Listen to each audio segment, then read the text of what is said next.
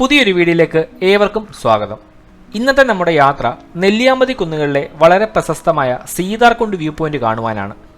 എന്നും പറയുന്നത് പോലെ കാഴ്ചകൾ കണ്ട് നമുക്ക് യാത്ര തുടരാം.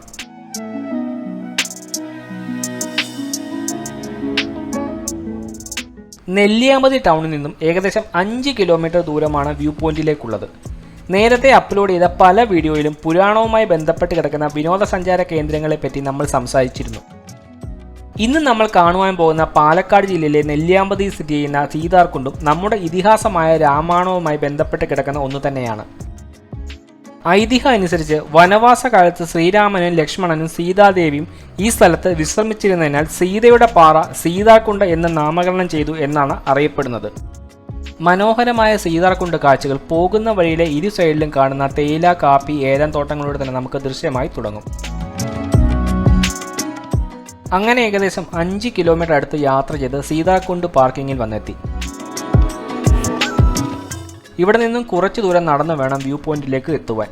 അതിപ്പോൾ ഏത് വ്യൂ പോയിന്റ് കാണുവാൻ പോയാലും അങ്ങനെ തന്നെ. നമുക്ക് മുന്നോട്ട് പോകാം. സന്ദർശന സമയം 9 മുതൽ 5 മണി വരെയാണ്. കാലാവസ്ഥ അനുസരിച്ച് അത് മാറുവാനും സാധ്യതയുണ്ട്.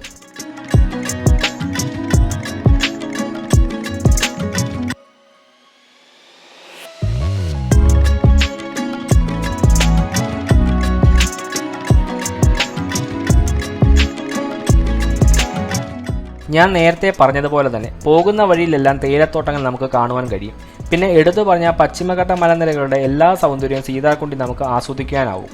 ഇവിടെ അടുത്തു തന്നെയാണ് മറ്റൊരു പ്രധാന ആകർഷണമായ സീതാർകുണ്ട് വെള്ളച്ചാട്ടവും സ്ഥിതി ചെയ്യുന്നത്.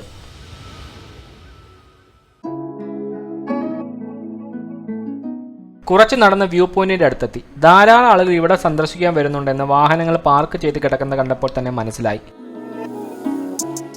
പറഞ്ഞറിഞ്ഞതനുസരിച്ച് നമ്മുടെ സ്വന്തം KSRTC ബസ്സും ഇവിടെയൊക്കെ ഉല്ലാസയാത്ര സംഘടിപ്പിക്കുന്നുണ്ട്.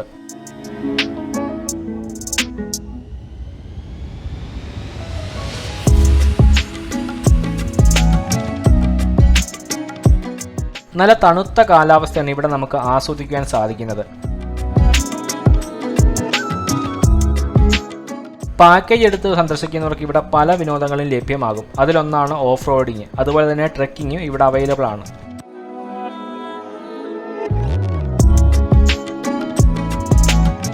ഇവിടെ നിന്ന് നോക്കിയാൽ അങ്ങ് ദൂരെ പോത്തുണ്ടി ഡാം കാണുവാൻ സാധിക്കുമെന്ന് പറയുന്നത് കേട്ടു. പക്ഷെ കാണുവാൻ സാധിച്ചില്ല. ഏതായാലും മറ്റ് വ്യൂ പോയിന്റുകൾക്ക് സമാനമായ പ്രകൃതി ഭംഗി ആസ്വദിക്കാൻ സാധിക്കുന്ന ഇവിടെ സന്ദർശകർക്ക് ആവേശം പകരും എന്ന കാര്യത്തിൽ തർക്കമില്ല.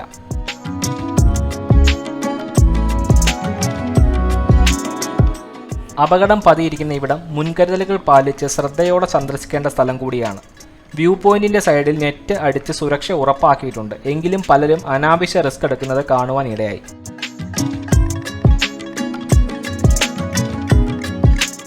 പൂർണ്ണമായും എല്ലാ യാത്രയിലും അത് ഒഴിവാക്കുമ്പോഴാണ് നമ്മുടെ യാത്ര സുരക്ഷിതവും സന്തോഷകരവുമാകുന്നത്.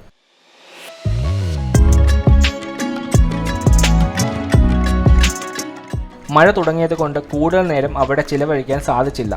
തിരിച്ചുള്ള യാത്ര തുടർന്നു. മറ്റൊരു ട്രാവൽ സ്റ്റോറിയുമായി നമുക്ക് വീണ്ടും കാണാം.